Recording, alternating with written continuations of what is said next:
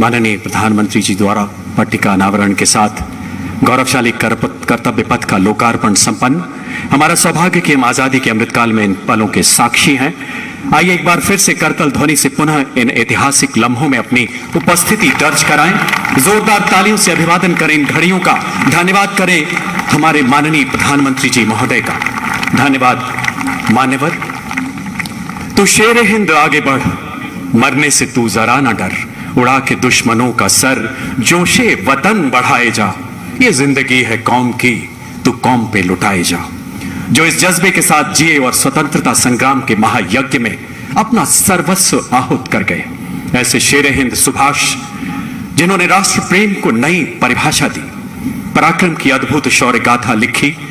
माननीय प्रधानमंत्री जी के ओजस्वी मार्गदर्शन में उनकी प्रतिमा की स्थापना।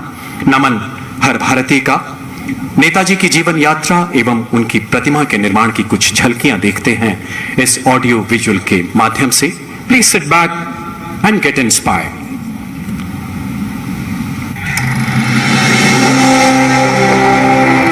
भारत की आजादी के 75 साल आज हम उत्सव के रूप में मना रहे हैं। इस बेशकीमती आजादी को पाने में लाखों सेनानियों को प्रेरित किया नेताजी सुभाष चंद्र बोस ने।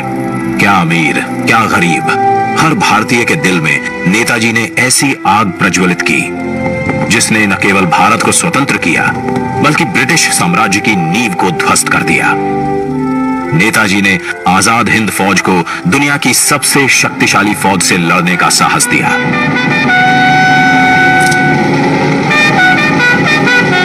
भारत की पहली अंतरिम सरकार की स्थापना की और 21 अक्टूबर 1943 को पहली बार भारत की धरती पर राष्ट्रीय ध्वज फहराया।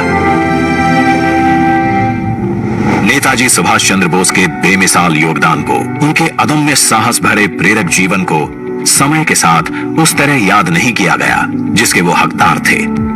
वर्ष 2014 में जब श्री नरेंद्र मोदी जी देश के प्रधानमंत्री बने, उन्होंने नेताजी के जीवन और संदेश नई पीढ़ी तक प्रभावी तरीके से पहुंचाने के लिए संकल्पबद्ध प्रयास किए। उनके नेतृत्व में भारत सरकार ने नेताजी के परिवार के सदस्यों को सम्मानित किया। नेताजी के अंडमान निकोबार की ऐतिहासिक यात्रा के 75 वर्ष पूरे होने के उपलक्ष्य में अंडमान स्थित हैवलॉक द्वीप को स्वराज, नील द्वीप को शहीद और रॉस द्वीप को नेताजी सुभाष चंद्र बोस द्वीप का नाम दिया। लाल किले में नेताजी को समर्पित संग्रहालय और कोलकाता के विक्टोरिया मेमोरियल में विप्लवी भारत गैलरी बनाई। नेताजी के शौर्य और पराक्रम भरी जीवन गाथा से जन जन को जोड़ने के लिए उनके जन्म दिवस 23 जनवरी को पराक्रम दिवस के रूप में मनाने का निर्णय लिया। इसी कड़ी में नेताजी की 125वीं जयंती पर प्रधानमंत्री श्री नरेंद्र मोदी द्वारा इंडिया गेट पर नेताजी के होलोग्राम प्रतिमा की स्थापना की गई। आज उसी स्थान पर ग्रेनाइट से बनी नेताजी सुभाष चंद्र बोस की प्रतिमा का अनावरण हो रहा है, जो भारत की सबसे ऊंची अखंड प्रतिमाओं में से एक है। ये प्रतिमा आजादी के महानायक को कृतज्ञ राष्ट्र की श्रद्धांजलि है। नेताजी सुभाष की ये प्रतिमा हमारी लोकतांत्रिक संस्थाओं, हमारी पीढ़ियों राष्ट्रीय कर्तव्य का बोध कराएगी। आने वाली पीढ़ियों को, वर्तमान पीढ़ी को निरंतर प्रेरणा देती रहेगी। आइए दिल्ली के इंडिया गेट पर देखिए 28 फीट ऊंची, 6 फीट चौड़ी नेताजी सुभाष चंद्र बोस की भव्य प्रतिमा। ये स्थान जो वर्षों से रिक्त पड़ा था, आज आजादी के संदेश से आबाद है। तेलंगाना से 1665 किलोमीटर का सफर तय कर 280 मेट्रिक टन ग्रेनाइट सिल्ली दिल्ली पहुंची। इसे लाना भी एक चुनौती थी, जिसके लिए 140 पहियों वाली 100 फीट लंबी गाड़ी बनाई गई। प्रख्यात मूर्तिकार श्री अरुण योगीराज ने इसे आकार दिया। शिल्पकारों की टीम ने इसे 26,000 घंटों तक अपने श्रम से सींचा।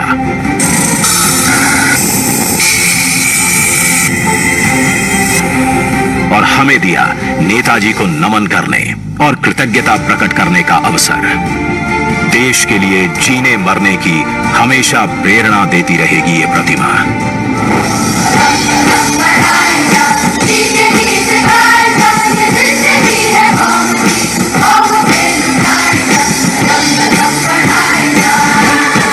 जय हिंद।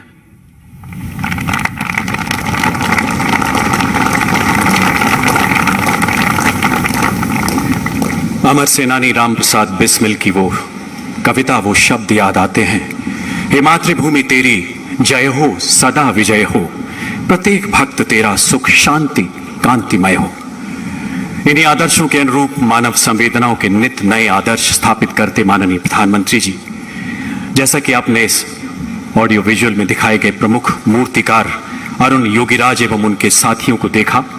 अभी कुछ ही मिनट पहले माननीय प्रधानमंत्री ने उनसे मुलाकात की, उनका हौसला बढ़ाया। मान्यवर, आपके अथक प्रयासों से सेवा परमो धर्म एवं स्वांत सुखाय जैसी उत्कृष्ट भारतीय परंपराएं यूनाइटेड नेशंस जनरल असेंबली से लेकर पेरिस के ग्लासगो तक विश्व मंच पर प्रतिष्ठित हो रही हैं, दुनिया का मार्गदर्शन कर रही हैं। Ladies and gentlemen, Central Vista Avenue is a glowing testimony of indomitable spirit of Atmanirbhar Bharat, a landmark initiative which creates space for the India of future while respecting the heritage and environment. Let us watch some glimpses of its revolutionary journey through this audio visual. Kartavya Path before and after. Please sit back and admire.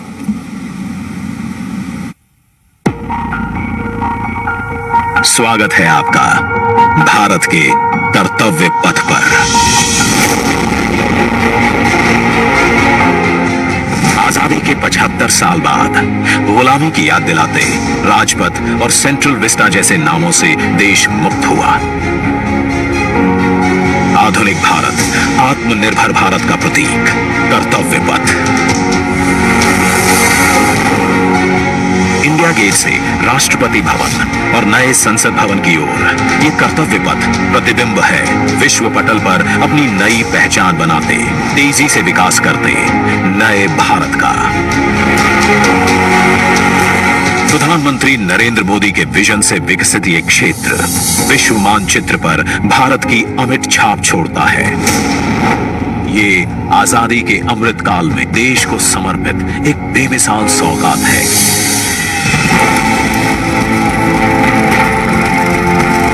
गुलामी की जंजीरों में जकड़ा हुआ ये क्षेत्र central Vista के नाम से 13 फरवरी 1931 को देश को मिला था। स्वतंत्रता के 75 साल में इसका स्वरूप तो बदला, लेकिन 2022 के भारत के अनुरूप इसमें कुछ अहम बदलाव जरूरी थे। इसके पुराने स्वरूप में मौजूद गुलामी की याद दिलाते अवशेषों से अमृत काल में मुक्ति जरूरी थी। वहीं शौचालय, पार्किंग, अंडरपास जैसी सुविधाएं दिव्यांग जनों के लिए इस पथ परिसर को सुगम और समावेशी बनाने की आवश्यकता भी थी। इंडिया गेट और कर्तव्य पथ पर पर्यटकों को अब 101 एकड़ का ग्रीन लॉन इसकी खूबसूरती बढ़ाता दिखेगा। कर्तव्य पथ और नहर के किनारे नया 16.5 किलोमीटर का ग्रेनाइट वॉकवे डेवलप किया गया है। पहले की पुरानी व्यवस्थाओं को दुरुस्त करते हुए पेड़ों के साथ एवेन्यू का कायाकल्प यहां आने वालों के लिए एक अद्भुत अनुभव है। कर्तव्य पथ की भव्यता को और दिव्य रूप दिया। खूबसूरत 1000 से ज्यादा बोलार्ड्स, 900 से ज्यादा मॉडर्न लाइट पोल्स और 650 से ज्यादा स्मार्ट साइनेजेस ने कर्तव्य पथ से जुड़ने वाली सड़कों पर 4 नए अंडरपास का निर्माण किया गया है, जिससे पैदल घूमना सुविधाजनक और सुरक्षित होगा। नया पार्किंग एरिया डेवलप किया गया है। 8 नए वेंडिंग प्लाजा जोन बनाए गए हैं, जहां नए कलेवर में दुकानें सजेंगी। महिलाओं, बच्चों, बुजुर्गों और दिव्यांगों के लिए विशेष सीटिंग और शौचालयों की व्यवस्था है।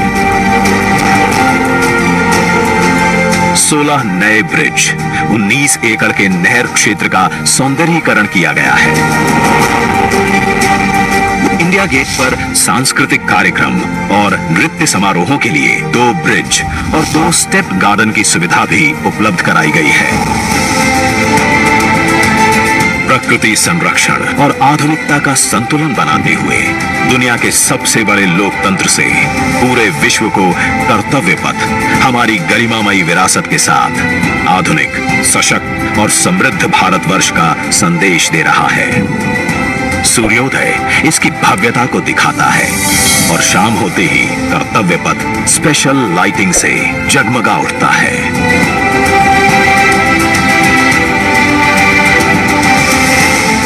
इतिहास के अनमोल पल अपने में समेटे ये कर्तव्य पथ अब नए भारत की नई अंगड़ाई है। प्रधानमंत्री नरेंद्र मोदी का ये विजन भारत के अमृत काल का प्रतिबिंब है।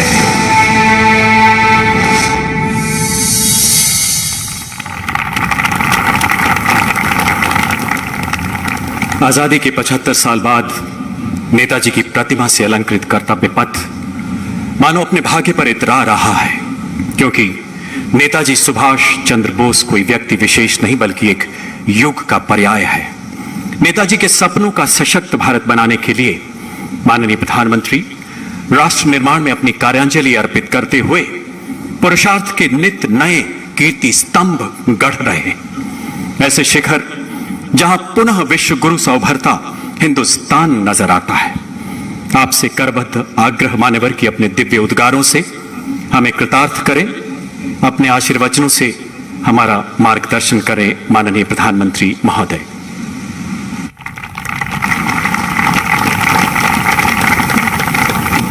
आज के इस ऐतिहासिक कार्यक्रम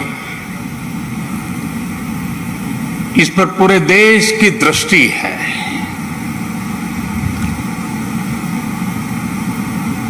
सभी देशवासी इस समय इस कार्यक्रम से जुड़े हुए हैं। मैं इस ऐतिहासिक क्षण के साक्षी बन रहे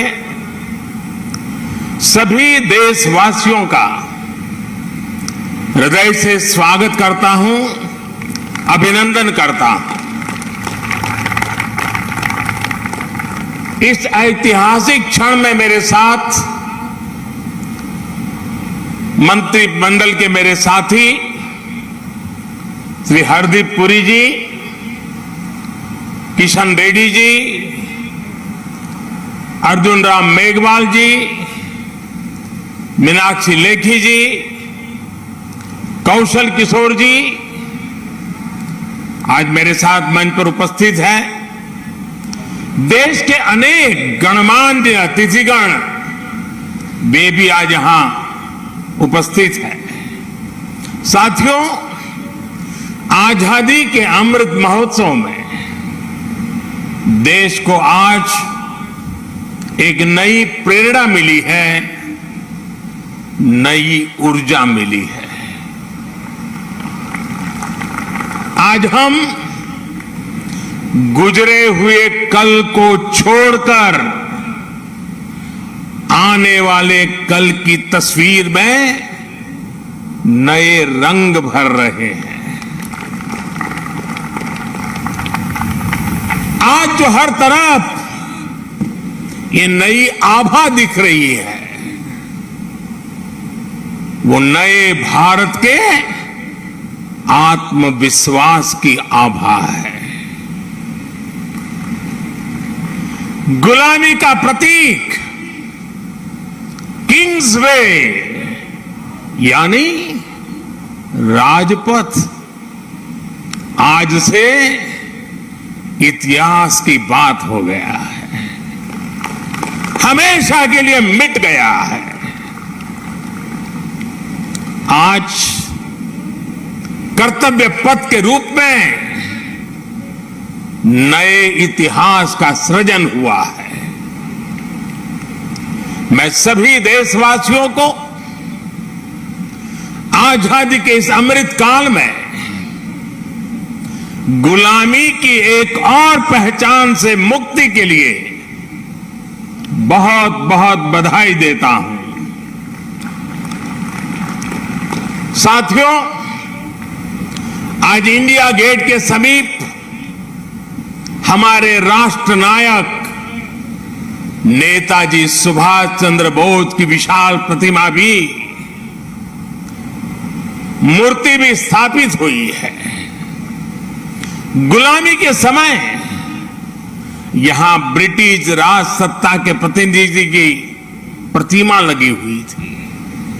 आज देश ने उसी स्थान पर नेताजी की मूर्ति की स्थापना करके आधुनिक और सशक्त भारत की प्राण प्रतिष्ठा भी कर दी है। वाकई ये अवसर ऐतिहासिक है, ये अवसर अभूतपूर्व है। हम सभी का सौभाग्य है कि हम आज का ये दिन देख रहे हैं, इसके साक्षी बन रहे हैं। साथियों, सुभाष चंद्र बोस ऐसे महामानव थे जो पद और संसाधनों की चुनौती से परे थे। उनकी स्वीकार्यता ऐसी थी कि पूरा विश्व उन्हें नेता मानता था। उनमें साहस था, स्वाभिमान था, उनके पास विचार थे, विजन था, उनके नेतृत्व की क्षमता थी, नीतियां थी। नेताजी सुभाष कहा करते थे, भारत वो देश नहीं जो अपने गौरवमयी इतिहास को भुला दे। भारत का गौरवमयी इतिहास हर भारतीय के खून में है, उसकी परंपराओं में है। नेताजी सुभाष भारत की विरासत पर गर्व करते थे और भारत को जल्द से जल्द आधुनिक भी बनाना चाहते थे। अगर आजादी के बाद हमारा भारत सुभाष बाबू की राह पर चला होता तो आज देश कितनी ऊंचाइयों पर होता। लेकिन दुर्भाग्य से आजादी के बाद हमारे इस महानायक को भुला दिया गया। उनके विचारों को, उनसे जुड़े प्रतीकों तक को नजरअंदाज कर दिया गया। सुभाष बाबू के 125वें जयंती वर्ष के आयोजन के अवसर पर मुझे कोलकाता में उनके घर जाने का सौभाग्य मिला था। नेताजी से जुड़े स्थान पर उनकी जो अनंत ऊर्जा थी, मैंने उसे महसूस किया। आज देश का प्रयास है कि नेताजी की वो ऊर्जा देश का पथ प्रदर्शन करे। कर्तव्य पथ पर नेताजी की प्रतिभा इसका माध्यम बनेगी। देश की नीतियों और निर्णयों में सुभाष बाबू की छाप रहे, ये प्रतिमा इसके लिए प्रेरणा स्रोत बनेगी। भाइयों और बहनों, पिछले 8 वर्षों में हमने एक के बाद एक ऐसे कितने ही निर्णय लिए हैं जिन पर नेताजी के आदर्शों और सपनों की छाप है।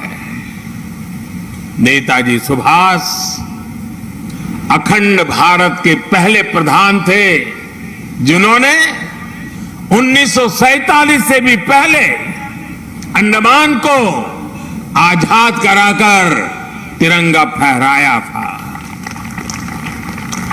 उस वक्त उन्होंने कल्पना की थी कि लाल किले पर तिरंगा फहराने की क्या अनुभूति होगी। इस अनुभूति का साक्षात्कार मैंने स्वयं किया जब मुझे आजाद हिंद सरकार के 75 वर्ष होने पर लाल किले पर तिरंगा फहराने का सौभाग्य मिला। हमारी ही सरकार के प्रयास से लाल किले में नेताजी और आजाद हिंद फौज से जुड़ा म्यूजियम भी बनाया गया है। साथियों, मैं वो दिन भूल नहीं सकता जब 2019 में गणतंत्र दिवस की परेड में आजाद हिंद फौज के सिपाहियों ने भी हिस्सा लिया था। इस सम्मान का उन्हें दशकों से इंतजार था। अंडमान में जिस स्थान पर नेताजी ने तिरंगा फहराया था, मुझे वहां भी जाना था, जाने का अवसर मिला, तिरंगा फहराने का सौभाग्य मिला। वो क्षण हर देशवासी के लिए गर्व का क्षण था। भाई और बहनों, अंडमान के वो द्वीप जिसे नेताजी ने सबसे पहले आजादी दिलाई थी, वो भी कुछ समय पहले तक गुलामी की निशानियों को ढोने के लिए मजबूर थे। आजाद भारत में भी उन द्वीपों के नाम अंग्रेजी शासकों के नाम पर थे। हमने गुलामी की उन निशानियों को मिटाकर इन द्वीपों को नेताजी सुभाष से जोड़कर भारतीय नाम दिए, भारतीय पहचान दी। साथियों, आजादी के 75 वर्ष पूरे होने पर देश ने अपने लिए पंच प्राणों का विजन रखा है। इन पंच प्राणों में विकास के बड़े लक्ष्यों का संकल्प है, कर्तव्यों की प्रेरणा है। इसमें गुलामी की मानसिकता के त्याग का आह्वान है, अपनी विरासत पर गर्व का बोध है।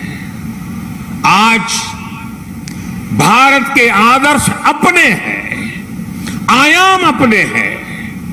आज भारत के संकल्प अपने हैं, लक्ष्य अपने हैं।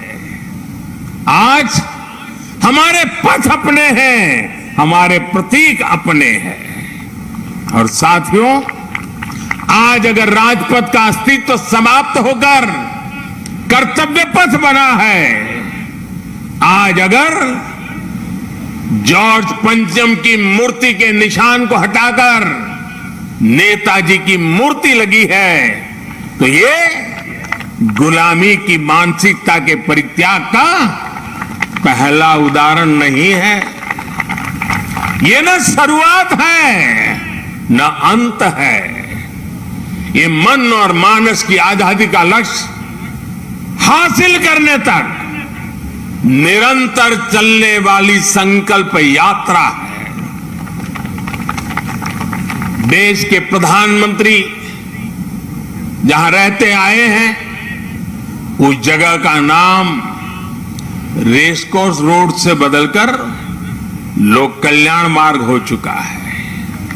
हमारे गणतंत्र दिवस समारोह में अब भारतीय वाद्य यंत्रों की भी गूंज सुनाई देती है। बीटिंग द रिट्रीट सेरेमनी में अब देशभक्ति से सरोबार गीतों को सुनकर हर भारतीय आनंद से भर जाता है। अभी हाल ही में भारतीय नौसेना ने भी गुलामी के निशान को उतारकर छत्रपति शिवाजी महाराज के प्रतीक को धारण कर लिया है। नेशनल वॉर मेमोरियल बनाकर देश ने समस्त देशवासियों की बरसों पुरानी इच्छा को भी पूरा किया है। साथियों, ये बदलाव केवल प्रतीकों तक ही सीमित नहीं है। ये बदलाव देश की नीतियों का भी हिस्सा बन चुका है। आज देश अंग्रेजों के जमाने से चले आ रहे सैकड़ों कानूनों को बदल चुका है। भारतीय बजट जो इतने दशकों से ब्रिटिश संसद के समय का अनुसरण कर रहा था, उसका समय और तारीख भी बदल गई है। राष्ट्रीय शिक्षा नीति के जरिए अब विदेशी भाषा की मजबूरी से भी देश के युवाओं को आजाद किया जा रहा है। यानी आज देश का विचार और देश का व्यवहार दोनों गुलामी की मानसिकता से मुक्त हो रहे हैं। ये मुक्ति हमें विकसित भारत के लक्ष्य तक लेकर के जाएगी। साथियों, महाकवि भरतियार ने भारत की महानता को लेकर तमिल भाषा में बहुत ही सुंदर कविता लिखी थी। इस कविता का शीर्षक है पारू कुलई नल्ल नाइंगल भारत नाड़। महाकवि भरतियार की यह कविता हर भारतीय को गर्व से भर देने वाली है। उनकी कविता का अर्थ है, हमारा देश भारत पूरे विश्व में सबसे महान है। ज्ञान में, अध्यात्म में, गरिमा में, अन्नदान में, संगीत में, शाश्वत कविताओं में हमारा देश भारत पूरे विश्व में सबसे महान है। वीरता में, सेनाओं के शौर्य में, करुणा में, दूसरों की सेवा में, जीवन के सत्य को खोजने में, वैज्ञानिक अनुसंधान में हमारा देश भारत पूरे विश्व में सबसे महान है। ये तमिल कवि भरतियार का, उनकी कविता का एक एक शब्द, एक एक भाव को अनुभव कीजिए। साथियों, गुलामी के उस कालखंड में ये पूरे विश्व को भारत की हुंकार थी। ये हमारे स्वतंत्र सेनानियों का आह्वान था। जिस भारत का वर्णन भरतियार ने अपनी कविता में किया है, हमें उस सर्वश्रेष्ठ भारत का निर्माण करके ही रहना है। और इसका रास्ता इस कर्तव्य पथ से ही जाता है। साथियों, कर्तव्य पथ केवल ईंट पत्थरों का रास्ता भर नहीं है। ये भारत के लोकतांत्रिक अतीत और सर्वकालिक आदर्शों का जीवंत मार्ग है। यहां जब देश के लोग आएंगे, वो नेताजी की प्रतिमा, नेशनल वॉर मेमोरियल, ये सब उन्हें कितनी बड़ी प्रेरणा देंगे। उन्हें कर्तव्य बोध से ओतप्रोत करेंगे। इसी स्थान पर देश की सरकार काम कर रही है। आप कल्पना करिए, देश ने जिन्हें जनता की सेवा का दायित्व सौंपा हो, उन्हें राजपथ जनता का सेवक होने का एहसास कैसे कराता? अगर पथ ही राजपथ हो तो यात्रा लोकमुखी कैसे होगी? राजपथ ब्रिटिश राज के लिए था, जिनके लिए भारत के लोग गुलाम थे। राजपथ की भावना भी गुलामी का प्रतीक थी, उसकी संरचना भी गुलामी का प्रतीक थी।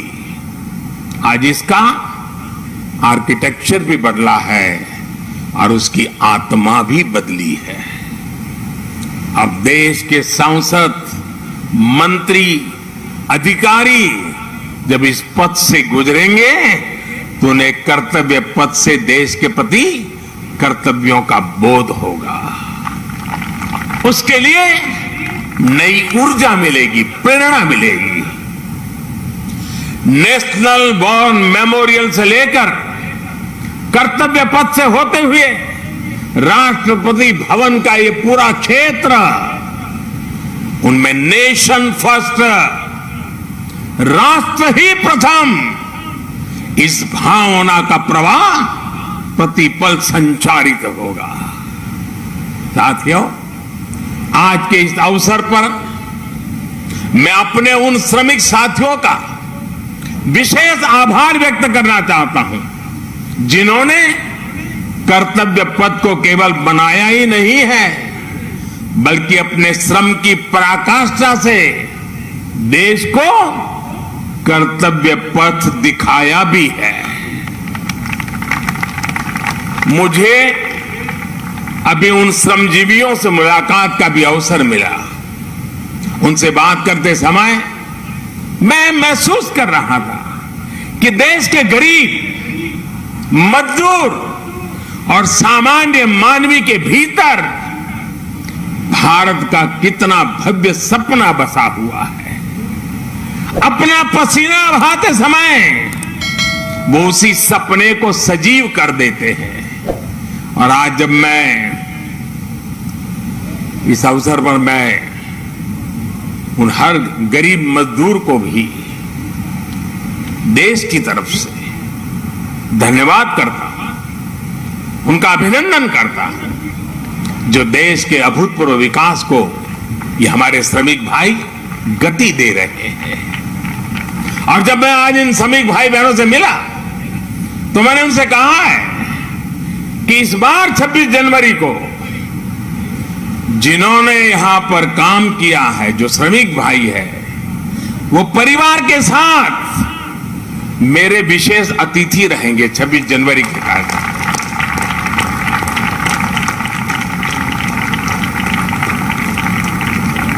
मुझे संतोष है कि नए भारत में आज श्रम और श्रमजीवियों के सम्मान की एक संस्कृति बन रही है, एक परंपरा पुनर्जीवित हो रही है। और साथियों, जब नीतियों में संवेदनशीलता आती है तो निर्णय भी उतने ही संवेदनशील होते चले जाते हैं। इसलिए देश अब अपनी श्रम शक्ति पर गर्व कर रहा है। श्रमेव जयते आज देश का मंत्र बन रहा है। इसलिए जब बनारस में, काशी में विश्वनाथ धाम के लोकार्पण का अलौकिक अवसर होता है तो श्रमजीवियों के सम्मान में भी पुष्प वर्षा होती है। जब प्रयागराज कुंभ का पवित्र पर्व होता है तो श्रमिक स्वच्छता कर्मियों का आभार व्यक्त किया जाता है। अभी कुछ दिन पहले ही देश को स्वदेशी विमान वाहक युद्धपोत आईएनएस विक्रांत मिला है। मुझे तब भी आईएनएस विक्रांत के निर्माण में दिन रात काम करने वाले श्रमिक भाई बहनों और उनके परिवारों से मिलने का अवसर मिला था। मैंने उनसे मिलकर उनका आभार व्यक्त किया। श्रम के सम्मान की परंपरा देश के संस्कारों का अमिट हिस्सा बन रही है। आपको जानकर अच्छा लगेगा कि नई संसद के निर्माण के बाद उसमें काम करने वाले श्रमिकों को भी एक विशेष गैलरी में स्थान दिया जाएगा। ये गैलरी आने वाली पीढ़ियों को भी ये याद दिलाएगी कि लोकतंत्र की नींव में एक और संविधान है तो दूसरी ओर श्रमिकों का योगदान भी है। यही प्रेरणा हर एक देशवासी को एक कर्तव्य पथ भी देगा। यही प्रेरणा श्रम से सफलता का मार्ग प्रशस्त करेगी। साथियों, हमारे व्यवहार में, हमारे संसाधनों में, हमारे साधनों में, हमारे इंफ्रास्ट्रक्चर में आधुनिकता का इस अमृतकाल का प्रमुख लक्ष्य है। और साथियों, जब हम इंफ्रास्ट्रक्चर की बात करते हैं तो अधिकतर लोगों के मन में पहली तस्वीर सड़कों या फ्लाईओवर की हो जाती है। लेकिन आधुनिक होते भारत में इंफ्रास्ट्रक्चर का विस्तार उससे भी बहुत बड़ा है, उसके बहुत पहलू है। आज Bharat social infrastructure, transport infrastructure, digital infrastructure के साथ ही कल्चरल इंफ्रास्ट्रक्चर पर भी उतनी ही तेजी से काम कर रहा है।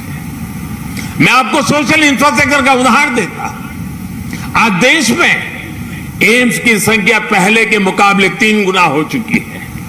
मेडिकल कॉलेजों की संख्या में भी 50% की वृद्धि हुई है। ये दिखाता है कि भारत आज अपने नागरिकों के स्वास्थ्य को बेहतर बनाने के लिए, उन्हें मेडिकल की आधुनिक सुविधाएं पहुंचाने के लिए किस तरह काम कर रहा है। आज देश में नई IITs, ट्रिपल IT, वैज्ञानिक संस्थाओं का आधुनिक नेटवर्क लगातार विस्तार किया जा रहा है, तैयार किया जा रहा है। बीते 3 वर्षों में 6.5 करोड़ से ज्यादा ग्रामीण घरों को पाइप से पानी की सप्लाई सुनिश्चित की गई है। आज देश के हर जिले में 75 अमृत सरोवर बनाने का महाअभियान भी चल रहा है। भारत का ये सोशल इंफ्रास्ट्रक्चर सामाजिक न्याय को और समृद्ध कर रहा है। साथियों, ट्रांसपोर्ट इंफ्रास्ट्रक्चर के विकास पर आज भारत जितना काम कर रहा है उतना पहले कभी नहीं हुआ। आज एक तरफ देश भर में ग्रामीण सड़कों का निर्माण हो रहा है तो वही रिकॉर्ड संख्या में आधुनिक एक्सप्रेसवे बनाए जा रहे हैं। आज देश में तेजी से रेलवे का इलेक्ट्रिफिकेशन हो रहा है तो उतने ही तेजी से अलग अलग शहरों में मेट्रो का भी विस्तार हो रहा है। आज देश में अनेकों नए एयरपोर्ट बनाए जा रहे हैं तो मोटरवे की संख्या में भी अभूतपूर्व वृद्धि की जा रही है। डिजिटल इंफ्रास्ट्रक्चर के निर्माण में तो भारत आज पूरे विश्व के अग्रणी देशों में अपनी जगह बना चुका है। 1.5 लाख से ज्यादा पंचायतों तक ऑप्टिकल फाइबर पहुंचाना हो, डिजिटल पेमेंट के नए रिकॉर्ड हो, भारत की डिजिटल प्रगति की चर्चा पूरी दुनिया में हो रही है। भाई और बहनों, इंफ्रास्ट्रक्चर के इन कार्यों के बीच भारत में कल्चरल इंफ्रास्ट्रक्चर पर जो काम किया गया है उसकी उतनी चर्चा नहीं हो पाई है। प्रसाद स्कीम के तहत देश के अनेकों तीर्थ स्थलों का पुनरुद्धार किया जा रहा है। काशी, केदारनाथ, सोमनाथ से लेकर करतारपुर साहिब कॉरिडोर तक के लिए जो कार्य हुआ है वह अभूतपूर्व है। और साथियों, जब हम कल्चरल इंफ्रास्ट्रक्चर की बात करते हैं तो उसका मतलब सिर्फ आस्था की जगहों से जुड़ा इंफ्रास्ट्रक्चर ही नहीं है। इंफ्रास्ट्रक्चर जो हमारे इतिहास से जुड़ा हुआ हो, जो हमारे राष्ट्र नायक और राष्ट्र नायिकाओं से जुड़ा हुआ हो, जो हमारी विरासत से जुड़ा हो, उसका भी उतना ही तत्परता से निर्माण किया जा रहा है। सरदार पटेल की स्टैच्यू ऑफ यूनिटी हो या फिर आदिवासी स्वतंत्रता सेनानियों को समर्पित म्यूजियम, PM म्यूजियम हो या फिर बाबा Saheb Ambedkar memorial, national war memorial हो या फिर नेशनल पुलिस मेमोरियल, ये कल्चरल इंफ्रास्ट्रक्चर के उदाहरण है। ये परिभाषित करते हैं कि एक राष्ट्र के तौर पर हमारी संस्कृति क्या है, हमारे मूल्य क्या है और कैसे हम इन्हें सहज रहे हैं। एक आकांक्षी Bharat social infrastructure, transport infrastructure, digital infrastructure के साथ ही कल्चरल इंफ्रास्ट्रक्चर को गति देते हुए तेज प्रगति कर सकता है। मुझे खुशी है कि आज कर्तव्य पथ के रूप में देश को कल्चरल इंफ्रास्ट्रक्चर का एक और बेहतरीन उदाहरण मिल रहा है। आर्किटेक्चर से लेकर के आदर्शों तक आपको यहां भारतीय संस्कृति के दर्शन भी होंगे और बहुत कुछ सीखने को भी मिलेगा। मैं देश के हर नागरिक का आह्वान करता हूं, आप सभी को आमंत्रण देता हूं, आइए इस नवनिर्मित कर्तव्य पथ को आकर देखिए। इस निर्माण में आपको भविष्य का भारत नजर आएगा। यहां की ऊर्जा आपको हमारे विराट राष्ट्र के लिए एक नया विजन देगी, एक नया विश्वास देगी। और कल से लेकर के अगले 3 दिन यानी शुक्र, शनि और रवि 3 दिन यहां पर नेताजी सुभाष बाबू के जीवन पर आधारित शाम के समय ड्रोन शो भी आयोजन होने वाला है। आप यहां आइए, अपने और अपने परिवार की तस्वीरें खींचिए, सेल्फी लीजिए। इन्हें आप हैशटैग कर्तव्य पथ से सोशल मीडिया पर भी जरूर अपलोड करें। मुझे पता है ये पूरा क्षेत्र दिल्ली के लोगों की धड़कन है। यहां शाम को बड़ी संख्या में लोग अपने परिवार के साथ आते हैं, समय बिताते हैं। कर्तव्य पथ की प्लानिंग, डिजाइनिंग और लाइटिंग इसे ध्यान में रखते हुए भी की गई है। मुझे विश्वास है कर्तव्य पथ की ये प्रेरणा देश में कर्तव्य बोध का जो प्रवाह पैदा करेगी, ये प्रवाह ही हमें नए और विकसित भारत के संकल्प की सिद्धि तक लेकर जाएगा। इसी विश्वास के साथ आप सभी का एक बार फिर बहुत बहुत धन्यवाद करता हूं। मेरे साथ बोलेंगे, मैं कहूंगा नेताजी, आप बोलिए अमर रहे, अमर रहे। नेताजी, नेताजी, नेताजी। भारत माता की, भारत माता की। वंदे, वंदे, वंदे। बहुत बहुत धन्यवाद। आपके प्रेरणादायक उद्बोधन के लिए हृदय से आभार महोदय।